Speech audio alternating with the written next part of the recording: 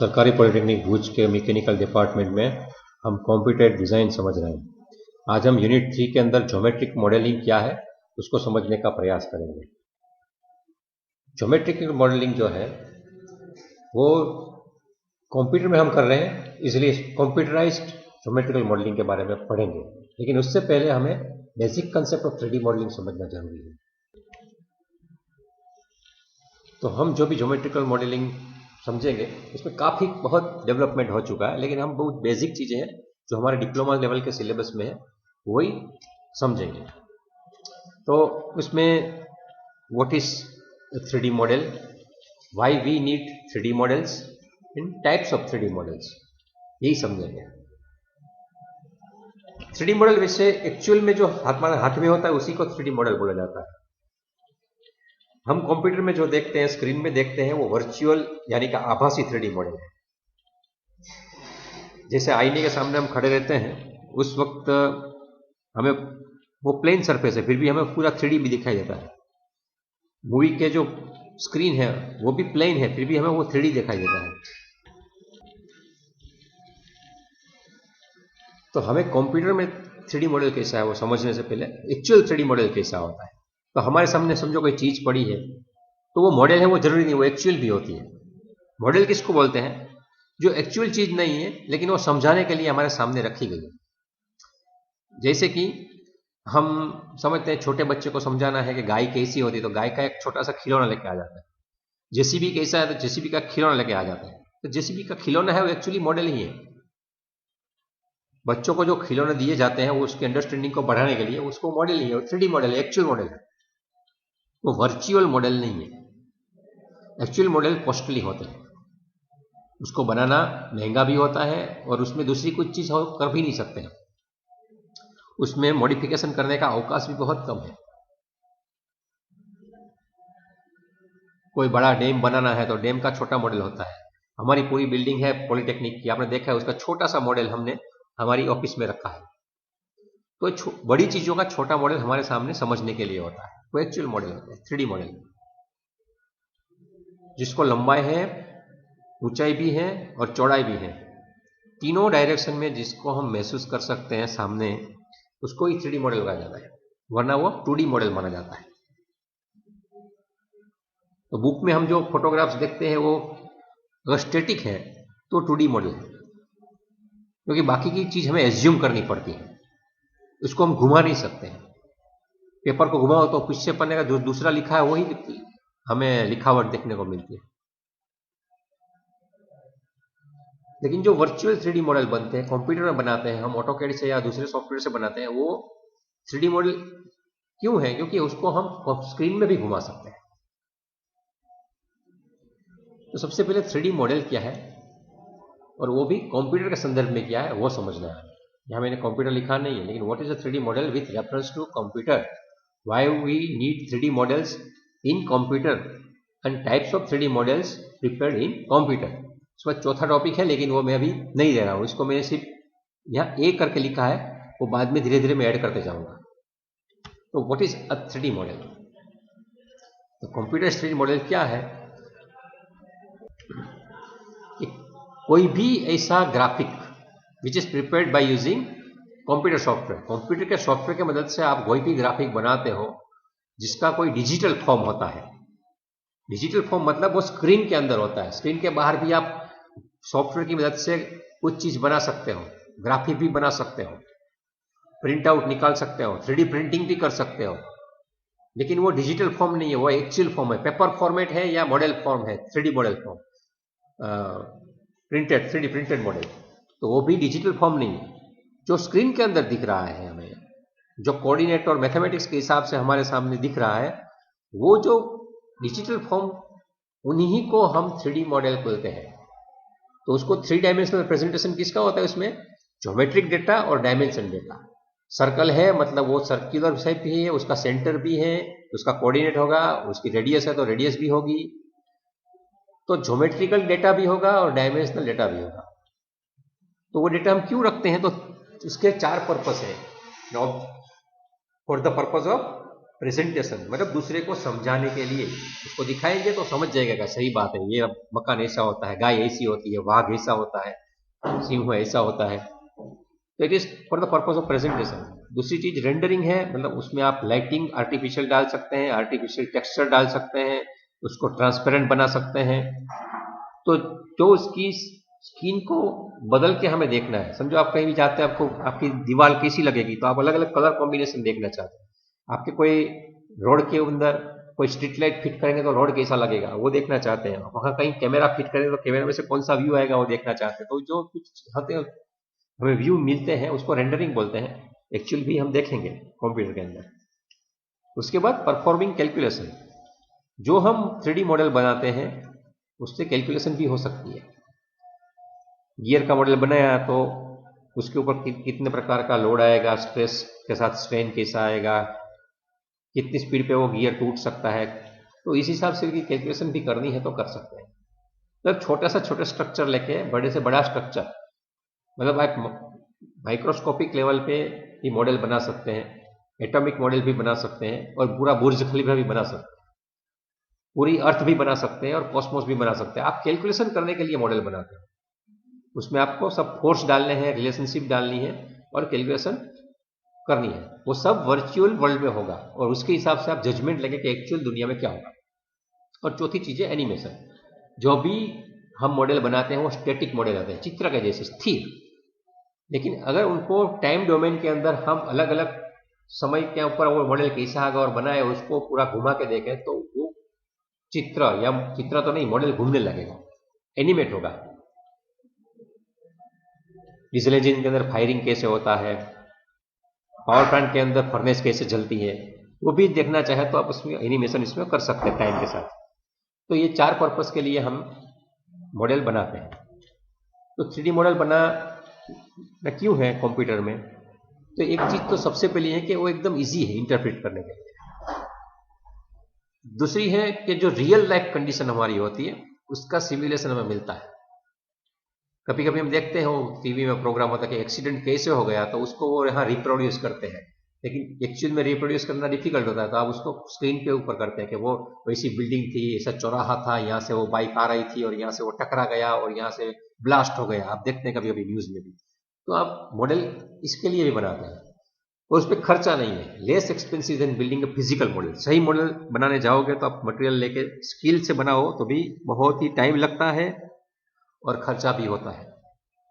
तो उसमें स्किल भी चाहिए, टाइम भी चाहिए और पैसा भी चाहिए। और कंप्यूटर में नहीं चाहिए कि स्किल चाहिए, लेकिन टाइम उनसे कम और खर्चा उनसे तो बहुत ही कम है। इसके बाद है 3D models can be used to perform finite element analysis. ये FEA बोलते हैं, फाइनाइट एलिमेंट एनालिसिस। वो इंजीनियरिंग में एक टेक्निक है कि किसी भी सिचुएशन में किसी भी मॉडल के ऊपर अलग अलग परिस्थितियों में वो कैसे बिहेव करेगा, हर एक पार्ट उसका, उसकी एनालिसिस, उसमें स्ट्रेस, स्ट्रेन, थर्मल डिस्ट्रीब्यूशन, ये सब कुछ होता है। तो वो करने के लिए 3D मॉडल हमारा काम में आता है। इसके बाद मुद्दा है क्यों 3D मॉडल बनाना चाहिए। 3D models can be used directly in manufacturing. कुछ 3D मॉडल्स ऐसे होते हैं जिसके आप 3D मॉडल बना लो, बाद में उसको वायरिंग करके CNC कंट्रोलर के साथ जोड़ के मशीन के साथ कनेक्ट कर दो, तो जैसा आपका ड्राइंग है वैसा ड्राइंग वहां मैन्युफैक्चर होने लगता है। आपका यहाँ एक ही मॉडल है, वहां 10,000 मॉडल के हिसाब से पीस बन जाते हैं। 3D प्रिंटिंग में भी ऐसी रिवॉल्यूशन आने वाली है। समझो आप अपने घर पे बैठे हैं, आपको लगा कि आपका कोई एक पार्ट टूट गया है प्लास्टिक का, तो आप उसका मॉडल बना के सिर्फ प्रिंट दीजिए, तो आपके पास अगर 3D प्रिंटर पड़ा है तो वो पूरा प्लास्टिक का पार्ट आपको रेडी में करके दे देगा। कोई जैसे अपने शो भी देखे होंगे टीवी पे कि एक मर्डर हो गया है, मर्डर में लोग ढूंढते हैं कि भाई मर्डर में सबसे पहले क्या होता है कि जिससे मर्डर हुआ वो वेपन को ढूंढो, तो वेपन ढूंढते हैं तो नहीं मिलता है। तो क्यों नहीं मिलता है, कौन सी पिस्तौल से हुआ, तो किसी का साथ मैचिंग नहीं होता। बाद में पता चलता है कि किसी ने 3D मॉडल बनाया था पिस्तौल का, उसको 3D प्रिंटिंग करके उसका मॉडल प्रिंट आउट कर लिया और बाद में उससे एक ही गोली चल सकती थी, एक गोली चला के उसने मर्डर कर दिया और बाद में वो प्लास्टिक का मॉडल उसने एसिड में डिसॉल्व कर दिया। तो मर्डर का जो एविडेंस है उसने डिस्ट्रॉय कर दिया। इससे एक मैंने पिक्चर देखा था। तो 3D models can B use directly in manufacturing. लोग इस तरह भी मैन्युफैक्चरिंग करेंगे, ठीक है। करना नहीं करना वो एथिकल पोर्शन को छोड़ दीजिए, लेकिन मॉडल की कैपेसिटी ये है कि जो भी मॉडल है वो रियल लाइफ में हम सिर्फ अंडरस्टैंडिंग के लिए है, ऐसा नहीं है। जो हम बनाएंगे वो डायरेक्टली मैन्युफैक्चर भी हो सके, ये फ्यूचर है। और लास्ट में तो लिखा ही है कि 3D models can be used for presentation and marketing. आप कुछ भी चीज बेचना चाहते हैं, 3D मॉडल बना के दिखाइए, वो खुश हो जाएगा और उसके हिसाब से वो अपना प्रोडक्ट खरीदेगा और हमारा प्रॉफिट होगा। तो 3D मॉडल हमें ड्रॉ करना क्यों है, तो उसके काफी रीजन है। आपको एग्जाम में पूछ सकते हैं कि 3D मॉडल क्यों बनाने चाहिए, तो इसके कुछ कारण लिखने हैं, तो आपको ये लिखने चाहिए। इसके बाद है types of 3D model. 3D models के भी काफी कुछ प्रकार आपको बताए जाएंगे और इंटरनेट पर सर्च करेंगे तो, लेकिन हमारे सिलेबस में जो है उसमें हमें ये 3 प्रकार की मॉडलिंग मेथड देखनी है। There are 3 basic type of 3D computer geometric modelling methods. ये मॉडलिंग मेथड्स कैसी हैं? ज्योमेट्रिक वाली। तो एक वायर फ्रेम मॉडलिंग है, एक सरफेस मॉडलिंग है और सॉलिड मॉडलिंग है। आपको एग्जाम में 1 मार्क में ये पूछ सकते हैं, state the 3 basic type of 3D computer geometric modelling methods. आपको 1 मार्क में पूछा है तो आपको ये तीनों नाम लिखने हैं, wire frame modelling, surface modelling और सॉलिड मॉडलिंग। इसके बाद में उसके मतलब क्या है उसके बारे में defined wire frame modelling, defined surface modelling, ऐसे डेफिनेशन पूछ सकते हैं। ऐसे भी पूछ सकते हैं कि वायर फ्रेम मॉडलिंग के फायदे क्या हैं, सॉलिड मॉडलिंग के फायदे क्या हैं, सरफेस मॉडलिंग की क्या मर्यादाएं हैं, सरफेस मॉडलिंग का उपयोग कौन कौन सी चीजों में होता है। ये सब चीजें भी आपको पूछी जा सकती है और ये बातें हम डिस्कस करेंगे। लेकिन सबसे पहले ये तीनों मॉडल हैं, हम ऑटोकैड में देखते हैं कि एक छोटा सा क्यूब बनाते हैं पहले, और वो क्यूब को हम वायर फ्रेम में भी देखेंगे, सरफेस में भी देखेंगे और सॉलिड में भी देखेंगे, और तीनों में क्या टाइम लग सकता है वो भी सोचेंगे। कुछ में किसमें मेमोरी ज़्यादा जाती है, किसमें स्किल ज़्यादा चाहिए और किसमें डेटा हमें एक्यूरेट मिलता है, वो सब हम देखेंगे। सबसे पहले हम ऑटोकैड शुरू करते हैं। तो ये तीनों मॉडल के लिए मैं ऑटोकैड चालू कर रहा हूं। ऑटोकैड शुरू हो चुका है। सबसे पहले हम पिछले लेक्चर में जो पढ़े थे कि प्रिमिटिव्स कैसे बनाते हैं, उसमें से मैं एक बॉक्स का प्रिमिटिव बनाता हूं। ये जो बॉक्स है, क्लिक करते हैं और इसको मैं यहां स्पेसिफाई फर्स्ट कॉर्नर क्लिक किया और बाद में मैं उसका 50-50-50 का एक क्यूब बनाता हूं। एक छोटा सा क्यूब ये बन गया।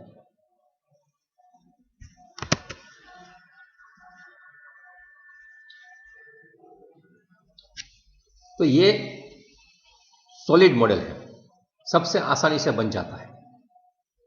लेकिन यही मॉडल आपको वायर फ्रेम में बनाना है तो कैसे बनाएंगे?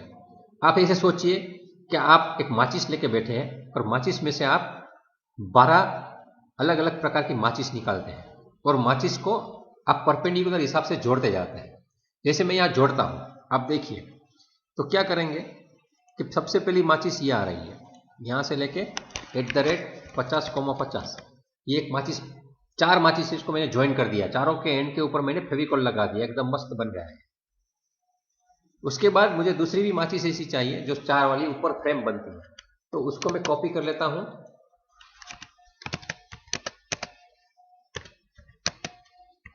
कॉपी कमांड, यहां से मैं ऊपर जाता हूं @0,0,50। तो ये दूसरी 4 दीवासली की सली मैंने ज्वाइन कर ली। अभी अब मैं जो घुमा के दिखाता हूं, देखिए, दिख रही है। अभी इन चारों को भी मैं कनेक्ट कर देता हूं। यहां जो पॉइंट है इससे ये पॉइंट कनेक्ट करता हूं, ये 9वीं सली है और इसको मैं सभी जगह कॉपी कर लेता हूं। कॉपी करना आसान होता है, फटाफट करके हो गया। यहाँ पे नहीं, यहाँ पे रखना था। भी अब देखिए, ये जो है वायर फ्रेम मॉडल है, इसको सरफेस नहीं, सबसे पहले मैंने सॉलिड मॉडल बनाया, लेकिन इसके बाद मैंने बनाया है ये वाला है वायर फ्रेम मॉडल, जिसमें सिर्फ उसकी एजिस होती है। ज्योमेट्री में आपको समझना है तो फंडामेंटली ये होता है कि कोई भी चीज पॉइंट से बनती है, दो पॉइंट को ज्वाइंट करते हैं तब लाइन बनती है, शॉर्टेस्ट डिस्टेंस से लाइन बनती है, वरना घुमा घुमा के आते हैं तो आप वक्र बनाते हैं। जब दो लाइन को हम ज्वाइंट करते हैं तब सरफेस बनती है। तो अभी ये लाइन ही है, हमने 4 4 8 4 12 एजिस है, तो किसी भी क्यूब के अंदर 12 एजिस लगेंगे। उसको डेटा क्या याद रखना है, सिर्फ ये मुझे 12 एजिस हैं और 12 एजिस के मेरा वर्टेक्स क्या क्या है, इतना याद रखना है। तो उसको बहुत ही कम मेमोरी चाहिए। तो जब भी बनाना है तो सरफेस मॉडल बनाने में आपको थोड़ा टाइम लगता है, उसमें स्किल भी चाहिए, लेकिन जब आपका कंप्यूटर बहुत छोटा होता है तो आप उसमें कम मेमोरी में बना सकते हैं। कम मेमोरी चाहिए और उसके अंदर अब स्ट्रेस एनालिसिस करना है तो वो मेंबर की तरह आपको काम में आएगा। FEM में ये बहुत ही हेल्पफुल होता है। अभी आपको बताऊं कि ये जो सरफेस मॉडल इसमें नहीं है, लेकिन ये जो इसकी 6 साइड है, आगे पीछे ऊपर नीचे और आजू बाजू 6 साइड होती है। इसका मतलब है कि एक क्यूब के अंदर सॉलिड तो सिंगल ऑब्जेक्ट, सरफेस मतलब 6 सरफेस, और वायर तो क्या 12 वायर, और पॉइंट कितने हैं तो क्या 8 पॉइंट है। तो इस हिसाब से जो डेटा है वो कंप्यूटर अपने अंदर रखता है और हम उसको यूज कर सकते हैं। इंफॉर्मेशन कम है, उसके हर एक एलिमेंट की इंफॉर्मेशन में नहीं मिल सकती, लेकिन उसकी सिर्फ एज की इंफॉर्मेशन आ रही है, तो वो ये वायर फ्रेम मॉडल है। अभी इसको समझो हमें सरफेस मॉडल में कन्वर्ट करना है, तो सरफेस में कैसे बनाऊंगा।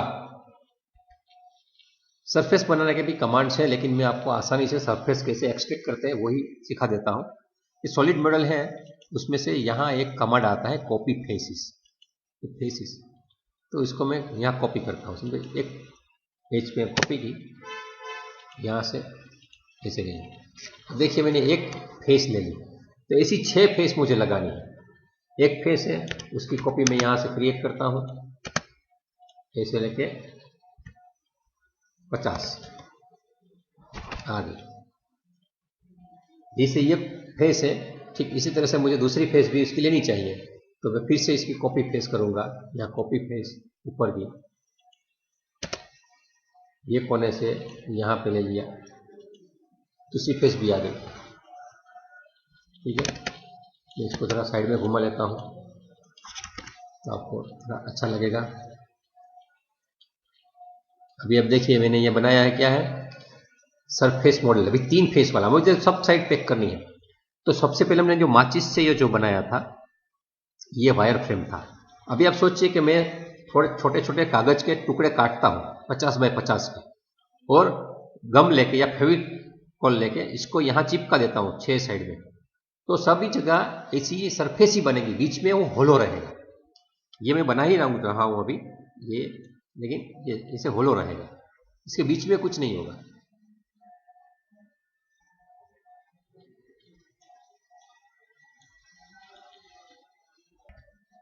तो अभी जो आप देख रहे हैं क्या है, लेफ्ट साइड में जो है वो सरफेस मॉडल है,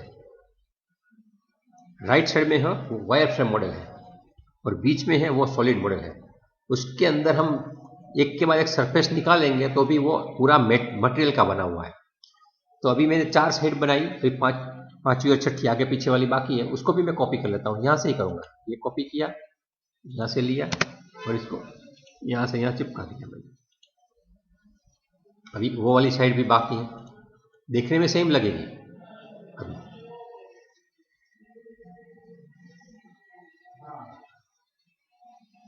लेकिन कंटेंट अलग अलग रहेगा। कॉपी कर लेता हूँ, कॉपी हो गया।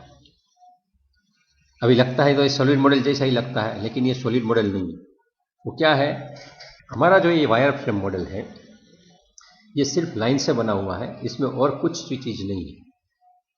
इसके ऊपर मैंने पेपर चिपका दिया है, तो पेपर चिपकाया हुआ मॉडल ये सरफेस मॉडल है। पेपर चिपका दिया मैंने, सरफेस मॉडल। अभी समझो मैं यहाँ ये पेपर के ऊपर छोटा सा होल कर देता हूँ।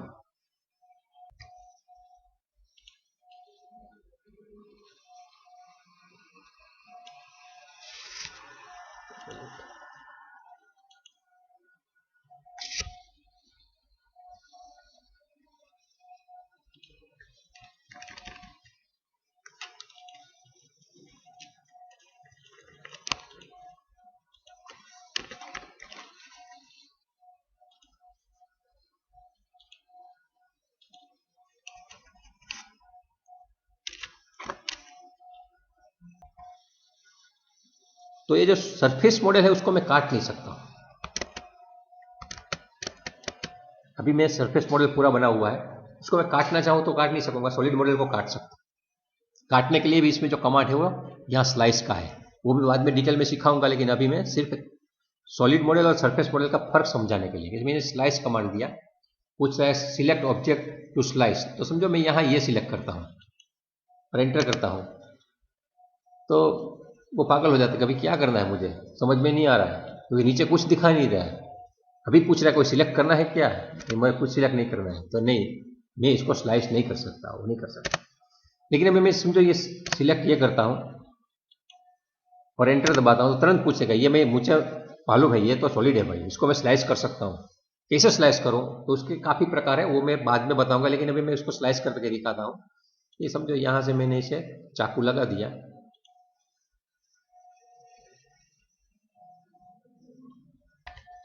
तो मैंने चाकू से काट दिया अभी, तो कट चुका है। अब देखिए इसको मूव करता हूँ तो ये पोर्शन जो है ये कट गया, तो ये नया सॉलिड बन जाएगा। देखिए बीच में वैक्स भरा हुआ है, उसको काट सकते हैं, लेकिन यही कमांड ये मैं इसके ऊपर चलाऊंगा तो वो नहीं चलेगा। समझो मैं स्लाइस ये है, इसके लिए मैं यहाँ चलाऊंगा तो ना बोल देगा कि ये मैं नहीं कर सकता, स्लाइस 1 पाउंड ना बोल दे, कुछ नीचे आता नहीं है, तो उसने वो ऑप्शन लिखे नहीं है, लेकिन अभी स्लाइस के लिए वो दूसरे जो ऑप्शन आ रहे थे कि कौन से पॉइंट से काटना है, तो वो कुछ नहीं देगा। तो पूरे पूरे में सिलेक्ट करता हूँ 6 pound, 6 pound, select object to slice, enter, कुछ नहीं हो रहा है। इसका मतलब है कि ये अंदर से खाली है, उसको मैं चाकू नहीं चला सकता, सरफेस को काट नहीं सकता। काटना है तो आप ये सॉलिड ही काट सकते हैं।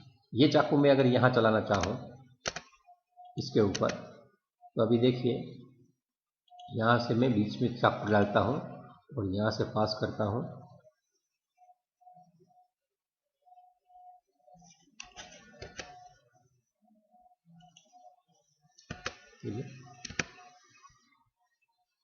यहाँ यहाँ और यहाँ, तो बीच में चाकू चल गया और अभी मैं इसको अलग कर सकता हूँ यहाँ से।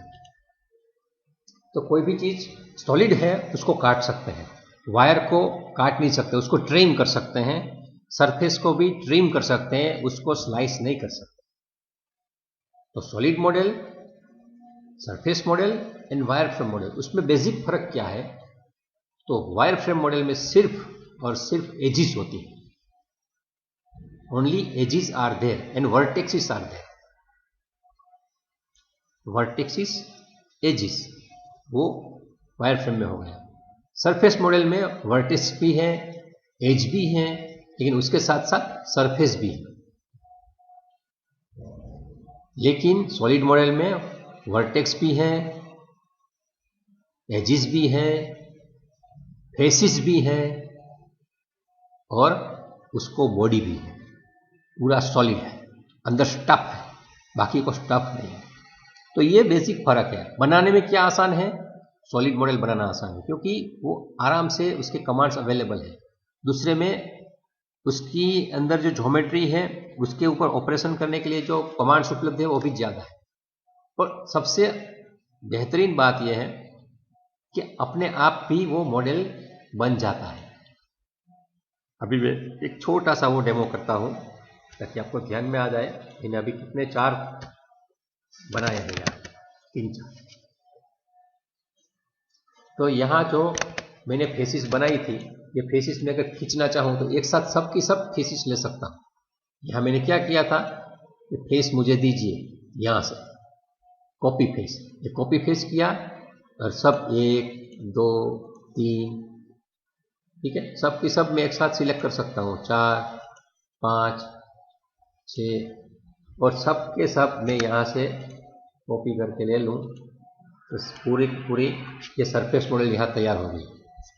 ये सॉलिड है और बाजू में जो अभी भी बना वो सरफेस, ये सॉलिड है। इसका प्रमाण क्या है, उसके ऊपर चाकू चल जाएगी। ये चाकू है, लिया, डाला, 3 पॉइंट, एक पॉइंट इधर रखो, दूसरा पॉइंट इधर रखो और तीसरा पॉइंट इधर रखो, काटिए। इस बार मैंने टेढ़ा चाकू चलाया, देखो ये काट चाकू चल गया टेढ़ा, लेकिन यहां है, आप देखिए, इसको डिलीट करूं मैं तो होलो है। जूम करके देखिए, घुमा के देखिए, तो सॉलिड मॉडल बनने के बाद उसमें से सरफेस आराम से जनरेट हो सकती है। उसका कवर निकाल लीजिए, आपकी पूरी सरफेस आ गई। लेकिन सरफेस में से सॉलिड बनाना है तो वो डिफिकल्ट रहता है, उसके लिए कुछ कमांड है, नहीं है ऐसा नहीं है, लेकिन वो जनरली पॉपुलर नहीं है। तो अभी कंप्यूटर की स्पीड भी बढ़ चुकी है, रैम भी बढ़ चुकी है, बहुत हाई फाई प्रोसेसर्स आ रहे हैं और सबसे बढ़िया यह है सस्ते भी हो चुके हैं। तो पहले के ज़माने में सॉलिड मॉडल बनाना थोड़ा महंगा हुआ है, इसलिए करता था कि सब महंगा था कंप्यूटर।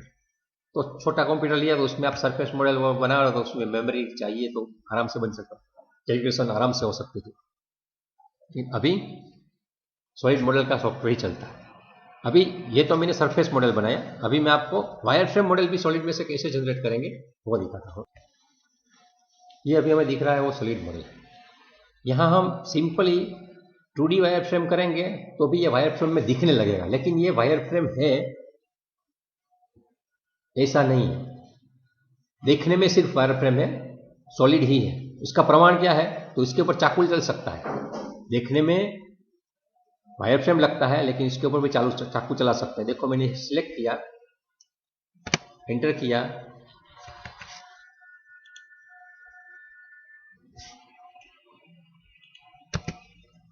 तो पूछ रहा है कि काटो, तो मैं इसको बीच में समझो काटता हूं, तो उसमें क्या होगा, बीच में से काटूंगा तो बीच में भी एक एज आ जाएगी, दूसरी एक एज बन गई। इसका मतलब यहां से मैं इसको घुमा सकता हूं।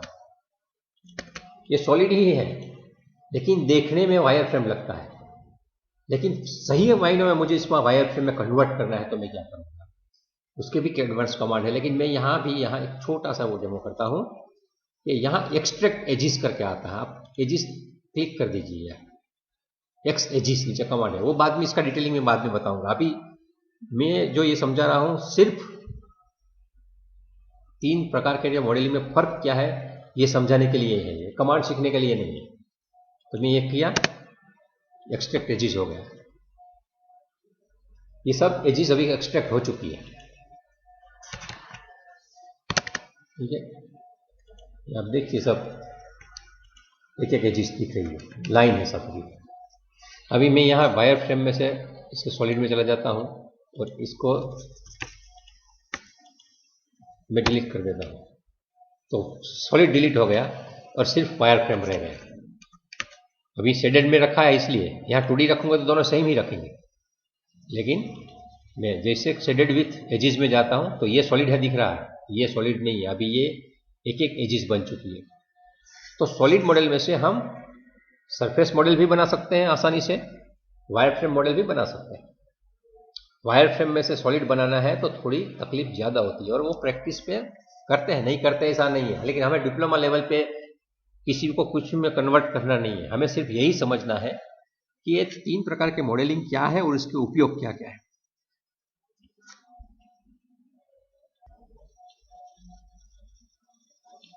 तो आज हमारा यह basic concept wire frame modelling, surface modelling और सॉलिड मॉडलिंग क्या है वही समझना था।